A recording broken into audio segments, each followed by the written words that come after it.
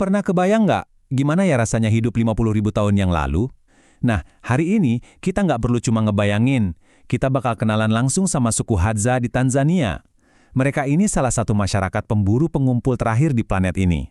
Bisa dibilang, mereka ini semacam jendela hidup yang ngasih kita intipan langsung ke masa lalu kita yang paling purba. Dan kutipan ini benar-benar nangkep esensi hidup mereka. Jadi ini bukan cuma soal busur dan panah ya. Ini tentang gaya hidup yang, ya ampun, hampir nggak berubah selama puluhan ribu tahun. Kalau kita coba pahami mereka, rasanya tuh kayak ngebuka kapsul waktu. Kapsul waktu yang isinya cerita tentang asal-usul kita semua.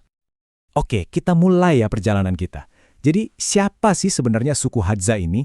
Dan seberapa dalam, seberapa jauh ke masa lalu akar budaya mereka ini tertanam? Yuk kita cari tahu. Lihat deh garis waktu ini. Ini benar-benar nunjukin betapa luar biasanya sejarah mereka. Coba bayangin, 50.000 tahun yang lalu nenek moyang mereka udah tinggal di sini. Puluhan ribu tahun mereka hidup hampir sepenuhnya terisolasi. Sampai akhirnya sekitar 150 tahun lalu baru deh ada kontak pertama sama dunia modern. Dan sekarang cuma tersisa sekitar 1.300 orang yang masih membawa warisan kuno ini. Keunikan mereka tuh nggak cuma soal cara hidup, tapi juga cara mereka ngomong. Bahasa mereka, namanya Hadzana, itu sama sekali nggak ada hubungannya sama bahasa lain manapun di bumi. Unik banget. Suara kliknya yang khas, itu jadi bukti nyata betapa lamanya mereka terisolasi. Ini benar-benar artefak linguistik yang masih hidup. Nah sekarang yuk kita coba ikutin mereka masuk ke semak-semak. Kita bakal lihat langsung seni berburu yang udah mereka asah selama ribuan tahun. Buat seorang pemburu Hadza, peralatannya itu bukan cuma sekedar alat loh, tapi juga identitas mereka. Hiasan di busur itu bukan cuma pajangan, itu kayak CV mereka, nunjukin sehebat apa mereka berburu. Terus, setiap anak panah punya ukiran unik, kayak tanda tangan gitu. Jadi semua orang tahu siapa yang berhasil dapat mangsa. Bahkan pisaunya, jenis panahnya, semua disesuaiin, mau buat mangsa besar atau kecil. Dan berburu di sini tuh bukan cuma urusan manusia aja. Anjing-anjing ini adalah partner kerja yang super penting.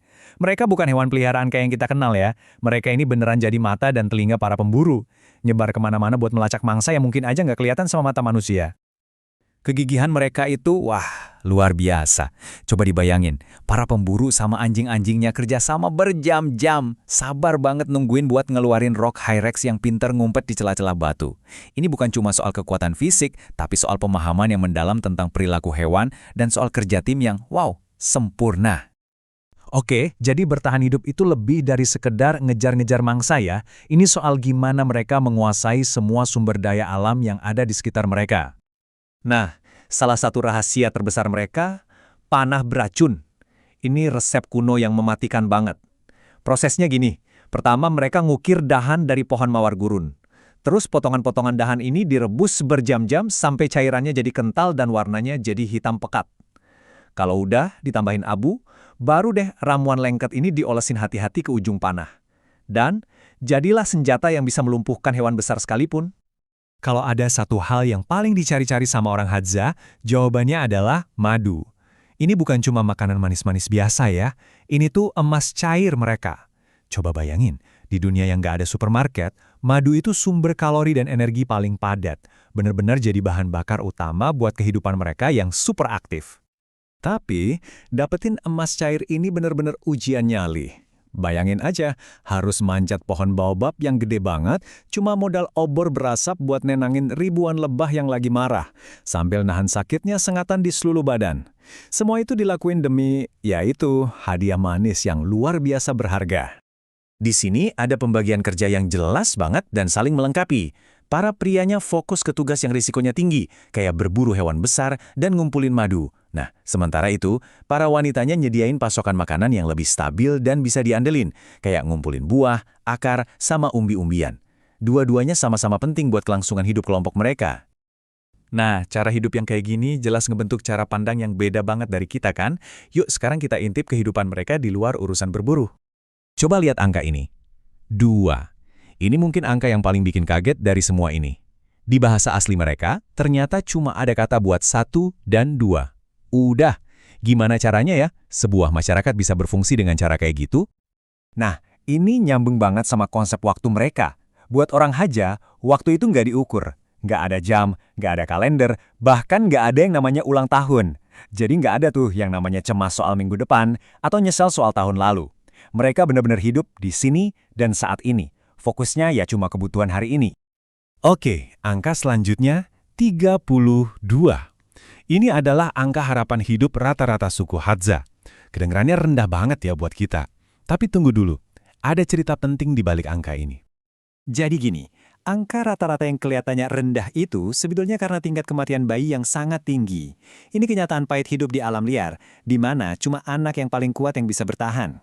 Kalau seorang anak Hadza berhasil ngelewatin masa kecilnya yang penuh resiko itu, kemungkinan besar mereka bisa hidup sampai tua loh. Dan akhirnya, kita harus ngelihat sisi yang lebih serius. Ada ancaman besar dan mendesak yang lagi dihadapi sama budaya kuno ini sekarang.